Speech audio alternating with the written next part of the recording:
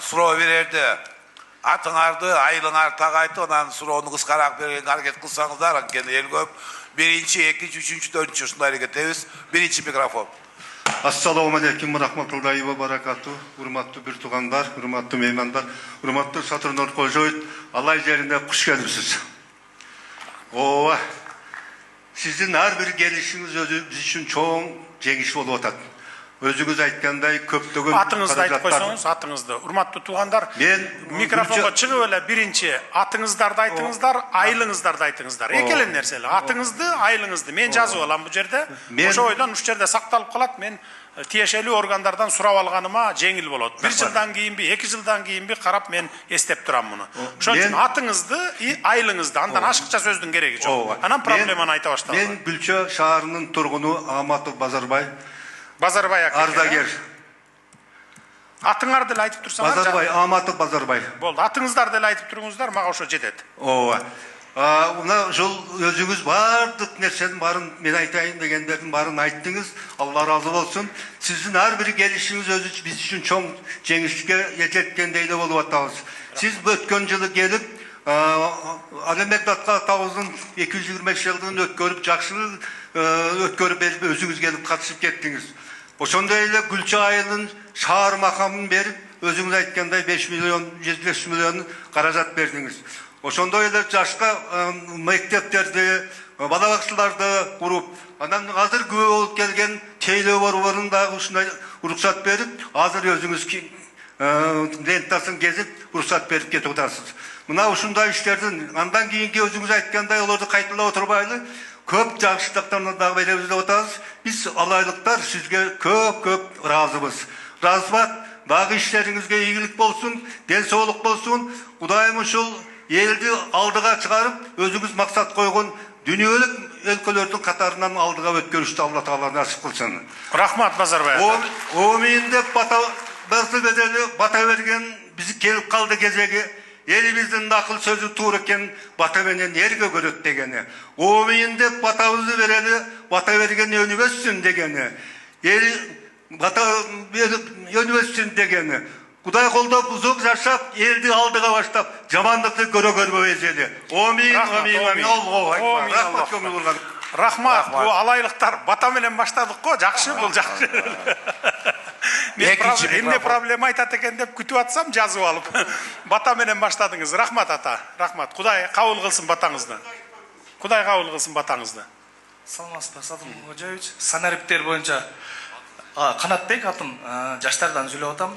Санариптериңиз, иштериңиз алып жүргөн переоформлениялар баары жакшы кетип атат. Онлайн оформление, онлайн кезекке туруу ушуну до конца чыгарып берсеңиз, элге жакшы болуп атат. Жана жеңилдик, өчүрүтмөйбүз, ажиотаж эмес. Анан бир акыркы суроом, жанагы жаңы чыгып аткан права боюнча Россия менен Европа тааныдыбы? Ошо жооп берип койсоңуз. Бардык дүйнө өлкөлөрү тааныды. Мен башынан жооп берейин, биринчи эмеңизге онлайн кезек боюнча. Онлайн кезек боюнча Санарип, билесиздер да бул. Санарип, электрондук тейлөө дегендей. Мурда бардыгыңыздар барып, мисалы машина оформить эте турган болсоңор, үй оформить эте турган болсоңор, барып туруп оформить этелиңер, Азыр үйдө отуруп алып, мынакей түндүк аркылуу оформить этесиңер. Паспорт алам десеңер, права алам десеңер, тоже үйдө отуруп алып аласыңар. Баарын тапшырып коесуңар да, даяр болгондо айтат, баланча пункттан келип алып кет деп. Барып туруп 5 мүнөттө алып алып кайра кетип каласыңар. Мурункудай кезек болбойт. Биз ушундай санариптештирүүгө өттүк. Анан кийин 50 жашка чейинкилерге ошол биз эме кылдык, баягындай электрондук аласың депчи, тапшырып документтерди оформить этесиң деп. 50 жаштан жогоркуларга биз калтырып койдук, баягы пункттарды дагы. Эми баары эле бул компьютер менен достошконду билбейт, эми түшүнөбүз, баягы жаш өтүп кеткен адамдар. Бир 20 жыл, 30 жыл ошол баары бир тейлөнөт алар дагы мындай. Офлайн тейлөнөт да, а онлайн үйдө отуруп алып кылсаңар болот, бүт баарын тең. Мына дагы бир 3 айдан кийин уже бардыгы онлайн болуп калат.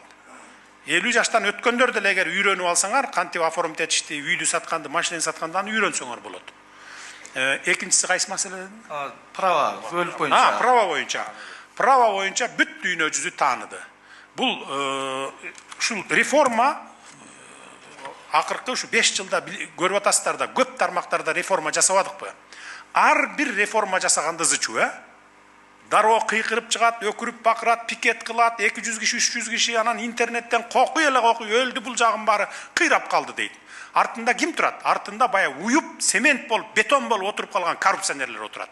Баягы неменин акчанын агылып келген линияларын баарын чөнтөгүнө буруп алган, мамлекетке, элге пайдасы жок, бир 10 чакты кишиге пайдасы бар.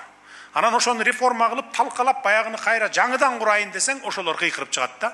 Бу праваларды да чет өлкөдөн бүт баарын, паспорттарды, ID картыды, жанакындай, даже митрикка жанагындай аттестаттардын бардыгын чет өлкөдөн печатать эттирип келчү, 20-жылга чейин. А ортодо акча жешчү баары тең.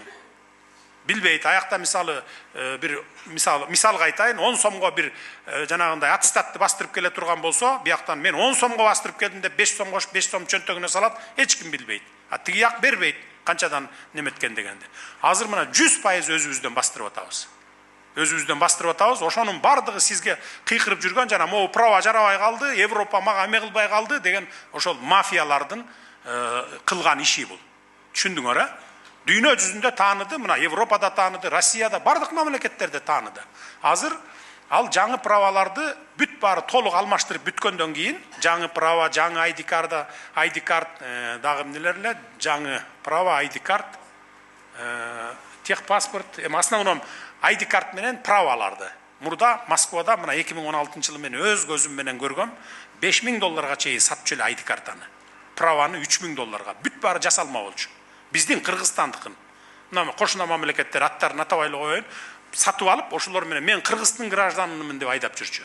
Анткени биз ЕАЭСке кирчүбүз дагы анан Кыргыздын граждандарына Орусияда бая полицейскийлер көп эме кылчу эмес. Берки Өзбекстан, Тажикстанга катуу карагандыктан алар ошо сатып алып туруп баягыны ошо менен айдап жүрчү. Азыр да айдап жүрөт мына. Ошон үчүн не кылдык? Бизден өзүбүздөн паспорт чыгара баштадык. Ушунчалык кыйындыкка турду. 2 жыл, 3 жыл күрөштүк ошону менен. Акыр аягында мына өзүбүздөн чыгарып, алмаштыра баштадык. Подделка кылышка мүмкүн эмес азыр. Таптакыр мүмкүн эмес, защитный элементтер абдан көп. Бүткөндөн кийин биз баякы эски азыркы Москва, дүйнө жүзүндө да, Астана, Алматы, чет өлкөлөрдө айдап жүргөн правалар менен жана ID карттар биздин илгерки. Жокко чыгарабыз дагы бардык өлкөлөргө кат жөнөтөбүз. Могул мурункулар жок, жарабайт уже деп, эсептегиле деп. Мына ошондо таптаза болуп тазаланабыз. Буга дагы бир 5-6 жыл убакыт кетет. Биз эртең эле тазалана кое албайбыз алардан.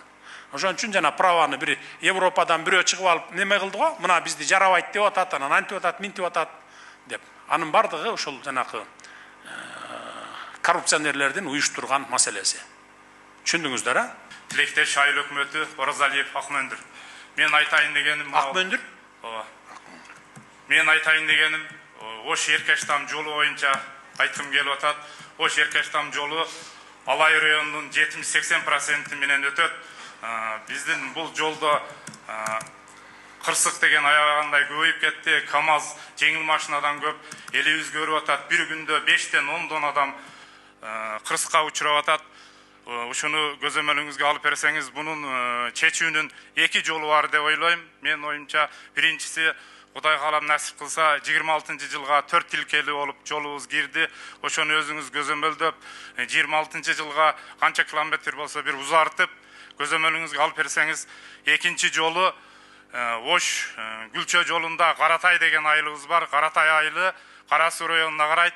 Ошол жерде КамАЗдердин стоянкасы бар, анан тараза бар. Ошол жерде пробка күнү түнү, кээде түнү өтө албайсың. КамАЗдар өтө көбөйүп кетти. Ошол стоянканы Алай районубуздагы Сарташка бир кайсы президентибиздин убагында бир жерибиз бар, ошол стоянканы жылдырып берсеңиз, мына бул Каратайдагы пробка жок болот деген ойдобуз. Көңүл бурганыңызга рахмат.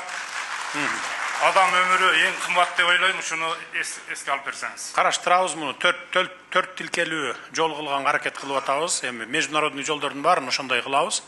Анан эми Каратайдан көчүрүү боюнча жана немени стоянканы аны карап көрөлүк аны.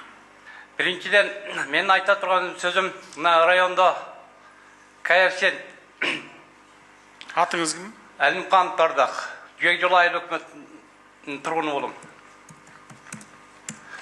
Биздин Алай район бийик толуу район болгондуктан мына коэффициент кейбір айылдар төмен өтелече. Шул нәрсені бір жоғырлатып, ішіне бір қарап берсеңіз, елдің жаш отыру деңгейлі дағы жоғырлап, ел дағы жақыр соттан шығып, көптеген емелер шешілмек та. Мына Қырғызстан бойынша 430 айыл үкімет айыл ошол емеде мындай қандай десем емеге кіргенде Бийик толуға. Бийик толу айылдар ғана бізде эми Алай районунда жер аз, мал чарбасы бар, анан мал чарбачылык деле колунда барлар да бар, кейбирлеринде жок эсептеле. Анан иштеген врачтарыбыз бар, медсестралар, мугалимдер, жана ошондой маданият кызматкерлери. Ушулардын эмесин да карап бир жогорлаганга аракет кылып, Кыскасы, мурдакы коэффициентти дагы көтөрүп кошуп бергиле деген тасбы? жок, өзүнүн 1.45 деген коэффициент бар эле да, шуну алып коет деген.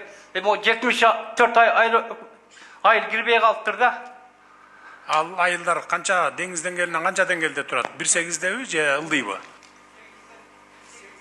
1.8ден жогору бар да. Анан одан төмөндөрүндө Анда 1.8ден жогору барлар болсо карагыла. 1.8ден жогорунун баары кириш керек. 1.8ден ылдый, анда кыйын болуп калат ал. Мыйзамга туура келбей калат. Сатушкоч, уруксат берсеңиз маалымат берип кетейин. Айт. Былтыркы жылы медиуструктуралык комиссия түзүлгөн, эмгек министрлигинин орун басары. Комиссия ошол госкартография, геодезия мамлекеттик мекемеси бардык калктуу конуштарды инвентаризация кылып чыккан, бийиктигин аныктап. Ошондо Алай районунда 12 калктуу конуш, анын 6-осу фактически бүгүнкү күндө жок айыл болуп чыккан. 6 конуш бул 1800 метрден төмөн экендиги аныкталган. Бирок бүгүнкү күндө урматтуу аксакал, сиздердин коэффициентиңиздер өзгөргөн жок, мурдагы боюнча калган. Эч кандай кооптонуу жок өзгөрүүгө. Бизде мыйзам бар, жанакы 1800дөн өйдө карай бийик тоолуу болот, андан ылдый болбойт деп. Муну биз 2006 жылы мен ал убакта депутат элем, ошол мезгилде кабыл алганбыз бул закондорду. Анан 1 метр жетпей калган айылдар дагы болгон. 1 метр жетпей калган. 1799 метр болуп калып кирбей калган айылдар болгон. Бүгүнкү күнгө чейин ыйлап жүрүшөт. Анан эми эгерде ушинтип эле баарын жо бизди азыр калды киргизип кой дей берсе, андай 1000 деген айылдар бар. Анда баары эле кирип кетиш керек болот. Анан мыйзам деген мыйзам, эреже деген эреже. Ошон үчүн эми буга капа болбойсуздар. Мен Алмазбек Кожаевич Ташкор айылынан болом. Ташкор айылы чегирчи кашуусуна жайгашкандыктан мына Алай районунун жана Чоң Алай районунун 2 районунун босогосу болуп эсептелинет. Мен сизге курултайда дагы айттым эле, толук айта албай, убакыт аз болуп айта албай калдым эле. Биз мына сиздин жарлыгыңыз менен көрктөндүрүү боюнча кече жакында дагы 1000 көчө тектик. 1000ден ашуун көчө тегип тосуп баарын Алай коомуна рахмат, абдан колдошту бизде. Эми ошол жердеги мен жана эле көйгөйүм, биздин ошол бир эле жайлообуз бар, жайытыбыз. Ушуну Казам деген жол меткен жана Нуртейит деген фирма бар. Эми бул бир амалкөй бала экен, бир туруп бир каякта фирмалардын атын коюп, кайрааны жок кылып, башка фирманы коюп. Эмнени казгантат? Биздин сары таш казабызда ошо жайытыбызды казаптып, ар жерде ойгулап салган. Сары таш? Ооба, сары таш. Жана курулушка колдонгон сары ташпы?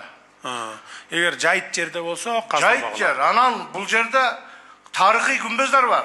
Телеке Батыр деген уксаңыз керек, кайсы бир мезгилдерде мына жерде капчыгайыбыз бар. Ошонун байбичеси Кыңгырак деген.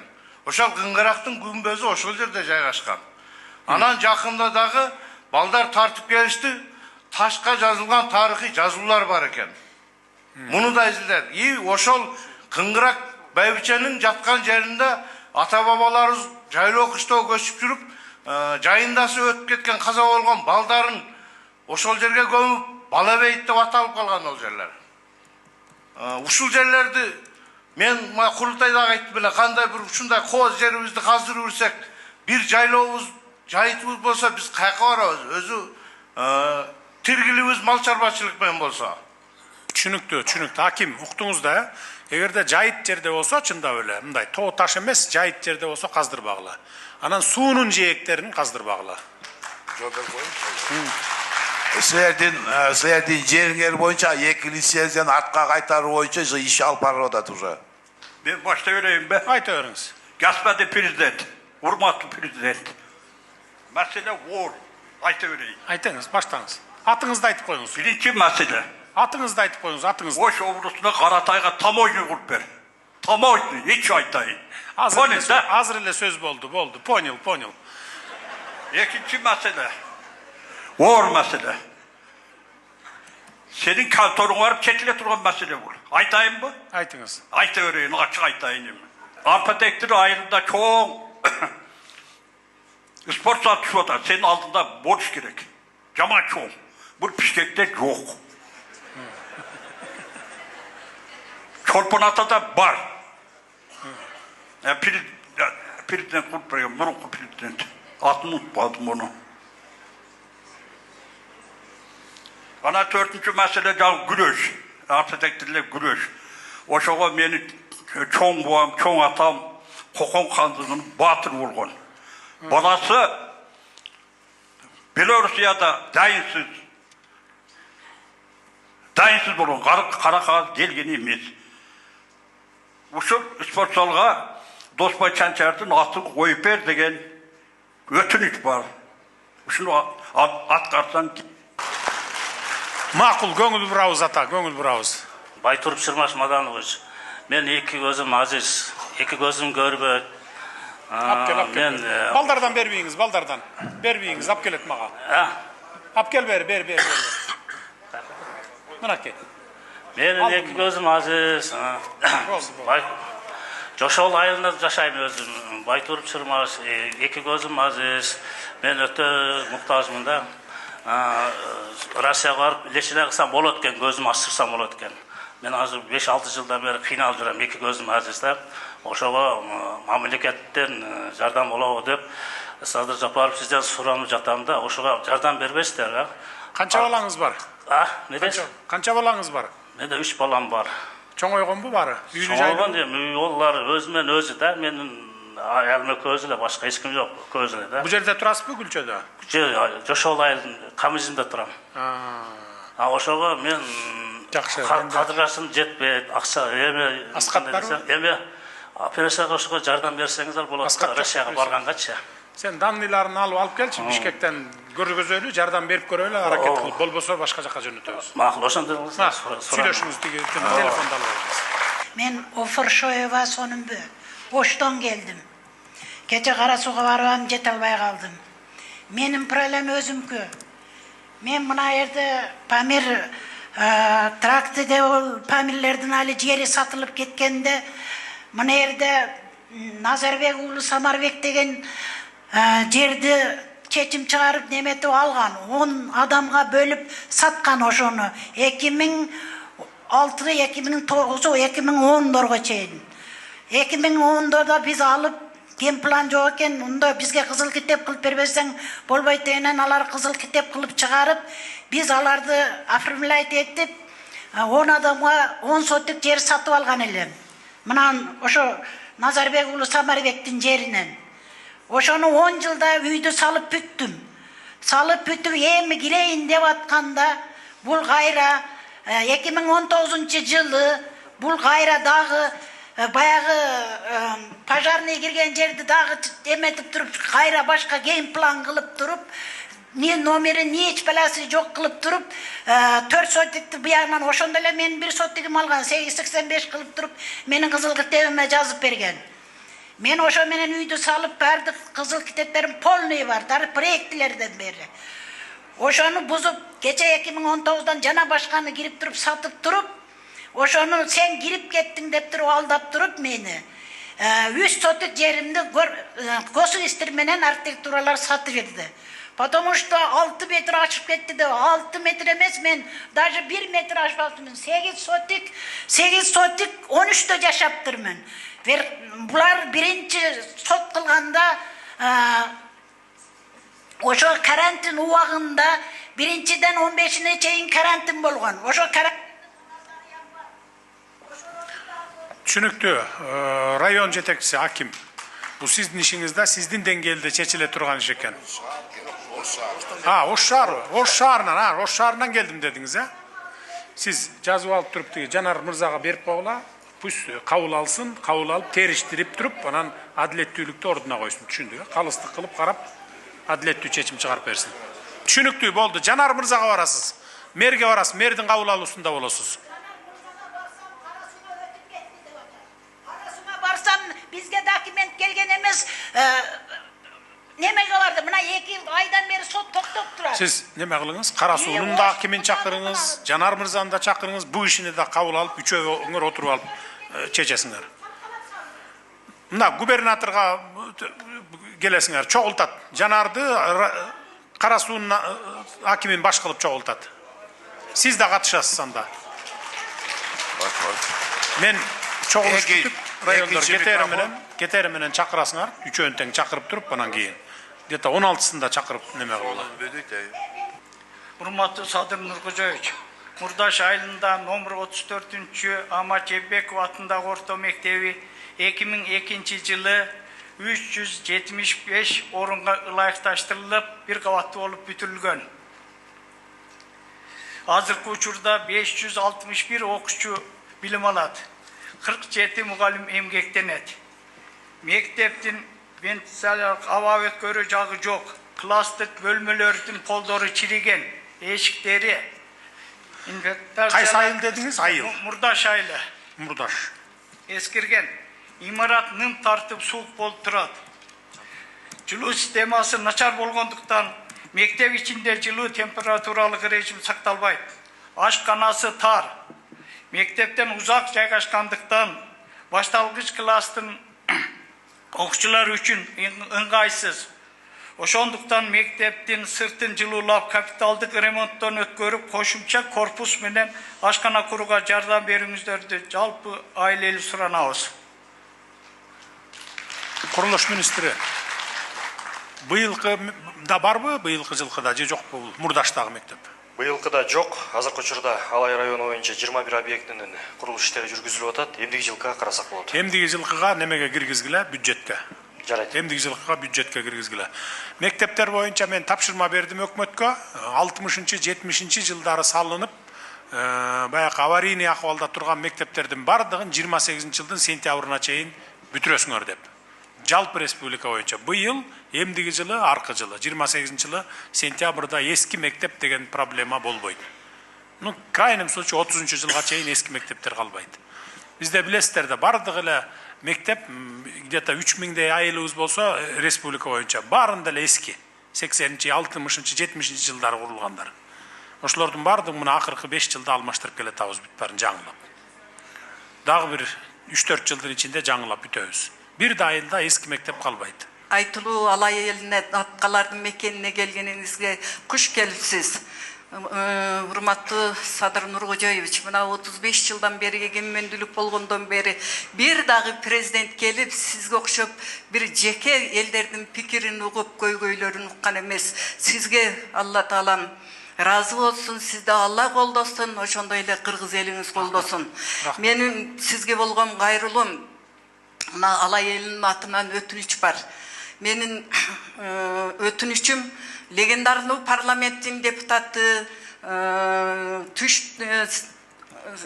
Орто Азия боюнча неме өлкөлөрдү биринчи болуп инициатор болгон, ушу эгемендүүлүктү алганга чоң салымын кошкон легендарный парламенттин депутаты Бейиш Аматов боюнча ушу элдердин өтүнүчү бар. Ушул кишинин эмеси эске алынбай, эч жерге коюлбай, ушуга эч нерсе берилбей атат. Ушуга сиздин жеке көзөмөлүңүз керек.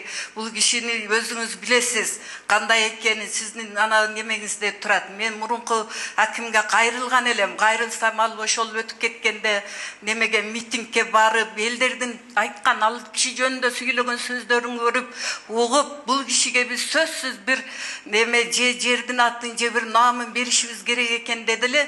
Бул Чыңгыз Бапаевич кара сууга которулуп кетип, бул маселе ошо боюнча калып калды. Мен сизден ушу Алай элинин атынан суранып, өтүнүч каттын негизинде суранып, ушул кишиге бир мамлекеттик наам, анан болбосо ушул неме бир жерден ушу кишинин атынан атын коюп берип жагыңызды суранып кетемин. Бул эми киши тарыхта калган, алдын ала бардыгын билип сүйлөп, Олиядай адам эле өз Сиздин кимиңиз болот? Парламентте дагы ушу Бир тууган агаңыз, Бир тууган агам. Парламентте дагы ушу армия керек дегенде билесиз өзүңүз, бардыгы күлүшкөн.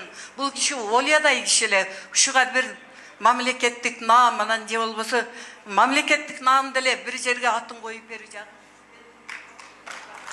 Макул, караштырып көрөбүз. Макул, караштырабыз. Мен баягы курултайга барып көтөрдүм эле. Июнь өлкөсүндө 2010-жылы балам дайынсыз жоголгон деп соцфонд боюнча көтөрдүм эле. Сизге курултайга барам дегенде соцфонд барып, күйөөмө 1000 сом, мага 1000 сом кошуп, 1 жылдык 12 000 сомдон төлөп берди дагы ого чейин теле карабай койгон.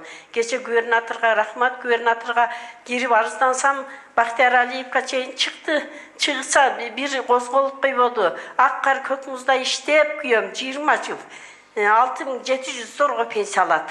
Мен болсо медик болуп иштеп 11 000 зорго. Мына баланын айынан орукчан болуп калдык. Давлениям көтөрүлүп, аз сиз келгичең да отуруп дарчы отурдук. Ушу соцфондду аябай контролуңузга алсаңыз, бизге ошого нелер ыйлабасын, ошо сиздин карооңузга алып берсеңиз ушуну.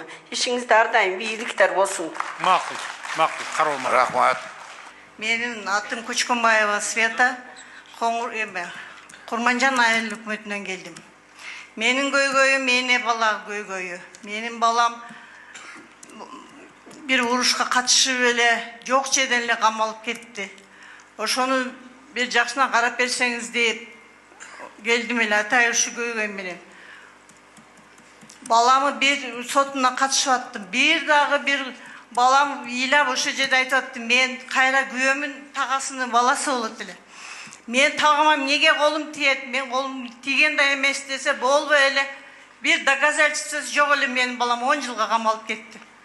3 баласы менен аялы шаарда жашайт эмес. Не болушту эле? Мушташтуу эле, киши өлдүбү же? Мушташ болуп кетти. Анан бирок ол бала ошо жерде өлгөн эмес, үйүнө барып өлгөн. Белгисиз не ол өлгөнүн. Анан эле келип эле жанында бир досу коргоп мушташканда ошо досу жыгылса ошону көтөрүп, ошентип жүрүп эле менин балам жок жерден эле камалып азыр жатат, ушу Жалал-Абадта 10-чу эмеде.